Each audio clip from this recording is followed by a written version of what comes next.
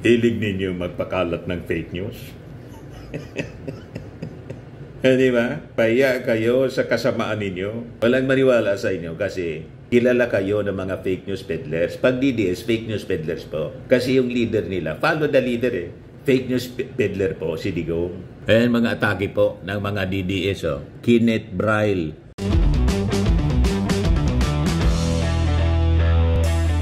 Ito naman po yung bago naming product na binibenta online.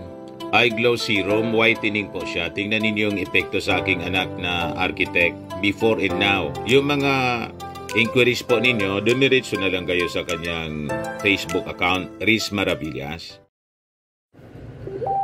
Si Department of Budget and Management, USEC, Undersecretary Gades O. Libaran, mga kababayan, kinuyog ng mga buzzers. Bakit niya, Mr. Maravillas? Binasag kasi po, yung mga DDS buzzers man lang po, hindi man ng general public. Kasi yung general public po, tuwang-tuwa pa nga, kasi ipinapaliwanag ni Yusek Libaran, Libiran pala, Yusek Libiran, kung ano ang totoo doon sa mga sinasabi ni Digong na may blankong mga items. Siyempre, lilinawin niya, kasi sila po yung unang-una, sila yung nag-prepare ng budget na sinabmit po sa Congress. Siyempre, alam nila ang kanilang ginagawa. Di pinaliwanag po ni Yusek Gades Hope Libiran na walang katotohanan ang pinagpapakalat na kwento nitong si Congressman Ongab na suportador ni Digong na sinasabi yung GAA, mga kababayan, na pinirmahan ng ating Pangulong Bongbong Marcos bilang batas, yung national budget for 2025. Ang dami daw na mga blankong items na inalintulad ni Digong sa isang blank check na susuplayan lang ng amount. Pinapalabas, dinadaya ng ating gobyerno yung ating mga mamamayang Pilipino doon pa lang sa pag-prepare ng national budget.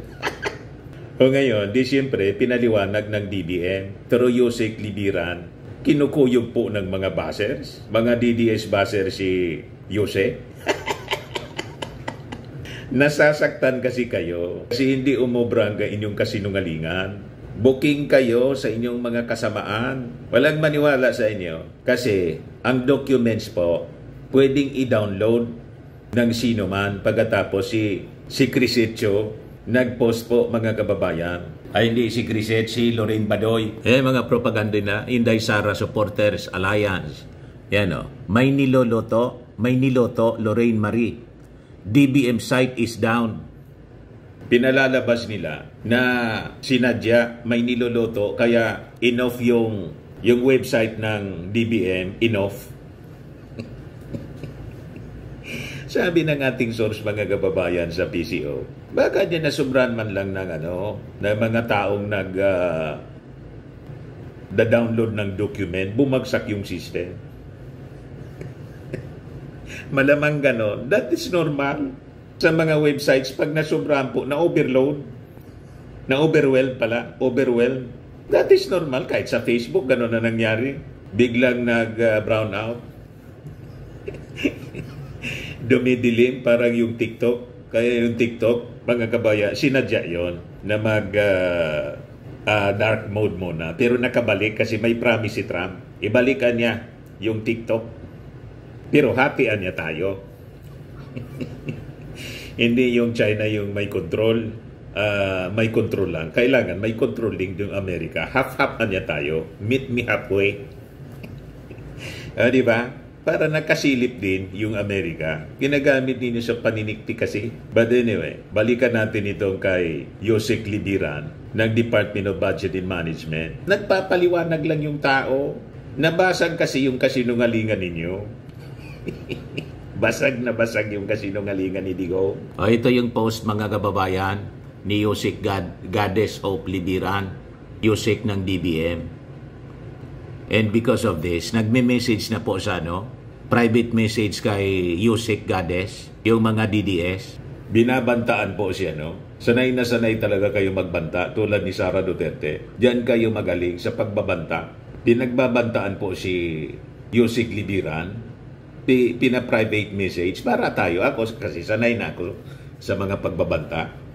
ang mga pagbabanta po. Kasi 40 years na ako sa media. Ginagawa ko na lang almusal yung pagbabanta. Marami sa akin po nagtitext, tapos nagpa-private message mismo, pinagbabantaan ako. Sabi ko, punta ka rito, kita tayo, gusto mo makipagkita kay Lord. Di ba? Yung mga matatapang lang yan. Pag sa Facebook lang, pag-arapan na po, bakit sinong walang kamatayan? O di ba? Alangan man kayo lang ang marunong yan. Lahat tayo mamamatay. Huwag banta-banta. Kami, mga believers kami, hindi kami takot sa ganyan po, mga kababayan. Kasi alam namin, ang kaluluwa namin kay Jesus. Pero kayo, kay Satanas. Di ba? Ito, sabi rito. On the allegations of blank page and figures in the 2025 General Appropriations Act, this is to address malicious and irresponsible allegations surrounding the fiscal year 2025 GAA. First, sabi po ni Yusek, allow us to categorically deny the spreading of accusations stating that the fiscal year 2025 GAA signed by President Ferdinand Bongbong Marcos Jr. contains blank pages or figures. These allegations are completely false and reckless. What has been presented by certain misinformed individuals are pages from the Bicameral Conference Committee report and not the General Appropriations Bill or GAB, nor the GAA. It is important to note, Anya, that under the 1987 Constitution, it is the bill, the GAB, and not the BICAM report that is officially submitted for the consideration in approval or veto of the President. It is the GAB with its details that is controlling and is presented to the President. Once signed, the GAB becomes the law, the GAA. To reiterate, the bill presented to and signed by the President is a complete document, Anya, with no blank pages or missing details. In no case does the executive issue a GAA with blank pages or figures. With this, we urge our fellow Filipinos to be mindful, cautious, and to first verify information before making any allegations. Clear and accurate understanding is critical for constructive dialogue. We kindly appeal to our kababayans to avoid spreading false information. Communication is a powerful tool that can make or break a nation. Let us use it to promote unity and understanding and not to sow discord, hatred, and division. After all, we are one nation. Thank you. Nagalit mga kababayan yung mga DDS kasi napahiya yung kanilang poon na sinungaling. Fake news peddler, sabi ng ating Pangulo. Sinungaling ka.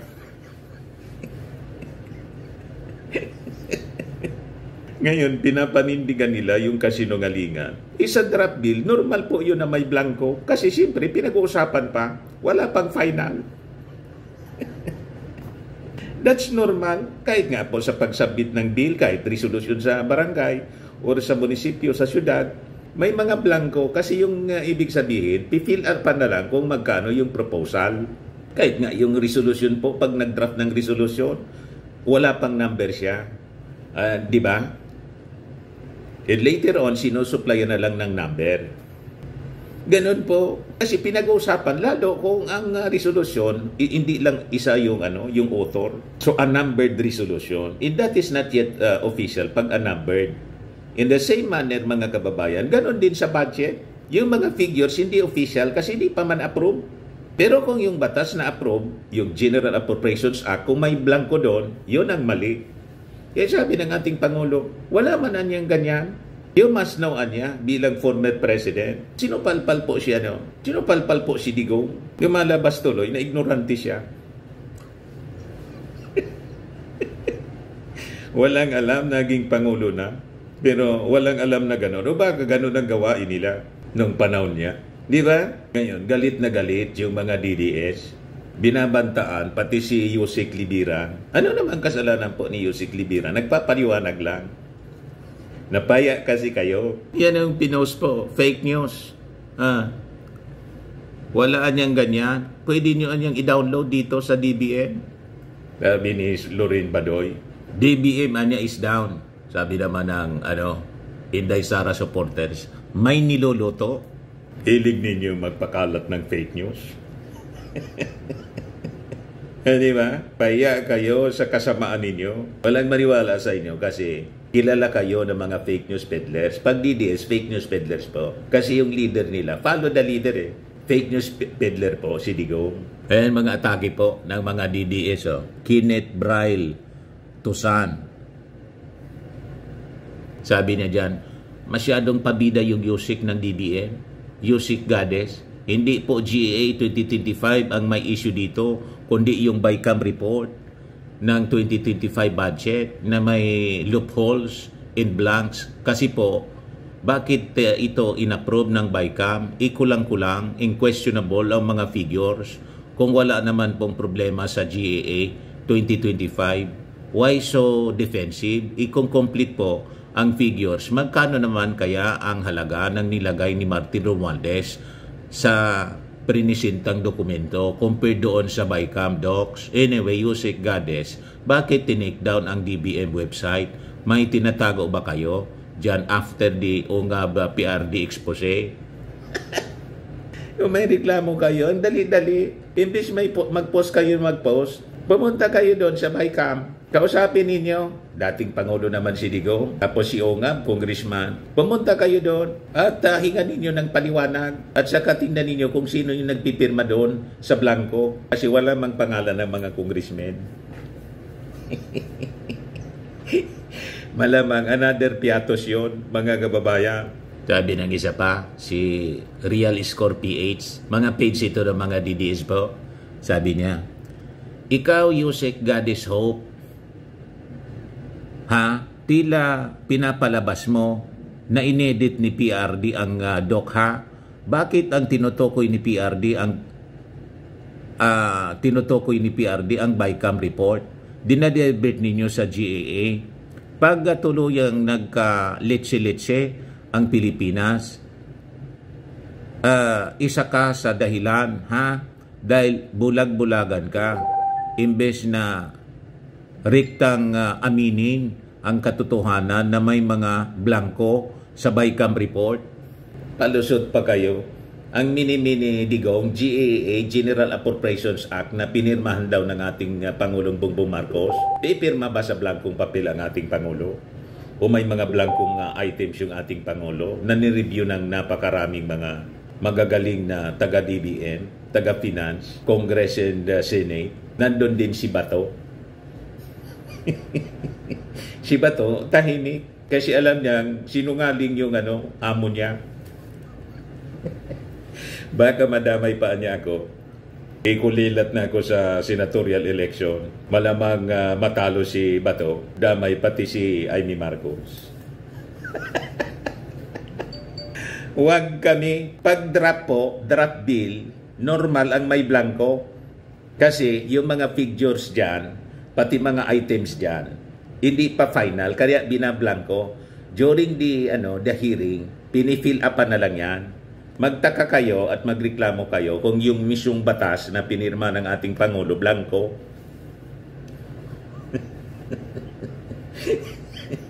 Walang ganun po. Nagagalit kayo dito kay Gades, Hope Libiran. Napakaganda yung kanyang paliwanag. This is misleading po because 400 sets of printed General Appropriations Act for fiscal year 2025 were turned over by the DBM to the House of Representatives through its Committee on Appropriations on January 14, 2025. Apart from this, the DBM posted the signed GAA on our website a day after it was signed. Everyone can access the document. Here po, pwede ninyong i-access. Basag na basag, napahiya kayo. Huwag na kayong mahiya sa mga pinagagawa ninyo kasi mga walang hiya naman kayo. Yung leader ninyo walang hiya. Walang kahiya. Paulit-ulit na nagsasalita ng kasinungalingan. Parang wala lang, pinapalipas lang niya. Sanay kasi sa mga gawaing masama. Tama po.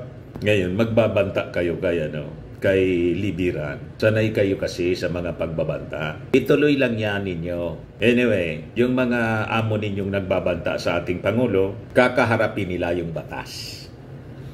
May mga binubuo ng kaso. Other than yung final na disbarment, may impeachment. May crimes against humanity, may ICC.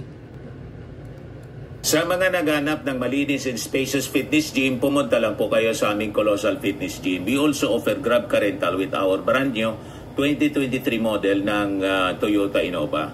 We also accept booking for those who are planning to travel via PAL, Cebu Pacific, and other airline companies, local and international, and bills payment for Meralco Bills, PLDT, Aleco Bills, etc. Ang Colossal Fitness Gym is located at 3rd floor Security Bank Building, Landco Business Park, Legazpi City, Albay. For inquiries, look for Chilon Maravillas. Contact number 0966-802-0949. Yan yung aming Innova. Lagi na pong matao sa amin. Pati mga foreigners po, tingnan ninyo. Mga British tourists sila. Ang lalaki ng katawan na, mga kababayan, nag-gym sa amin. Ito naman po, Indian National. Ito mga mga European sila. Ito naman yung bago naming product na binibenta online, iGlow Serum. Whitening po siya galing sa South Korea. Tingnan ninyo yung epekto sa aking anak na architect entrepreneur, Riz Maravillas. For inquiries, look for Riz Maravillas on FB. Ito naman po, Firmax Firming and Lifting Cream. Pinapahid po ito sa mga pulses and affected area. Mainam po ito sa mga pains at paninigas na mga kaso-kasuan. Ito po, Automax Radiant Serum. Sa mukha naman yung application. Anti-aging po siya. You will look 10 years younger than your age. Sa mga cancer patients naman po, baka lang gusto ninyo itong itry. Nengxia Red Mix Fruit Drink. Hindi man po siya gamot, food supplement siya. Kaya lang, gawa siya mga kababayan sa goji berry. Yung goji berry may anti-cancer properties. Yung mga inquiries ninyo, dumiritso na lang kayo sa aming messenger sa Facebook para masagot namin agad. Ayos po. Ako po si Dante Maravillas. Bye-bye. God bless.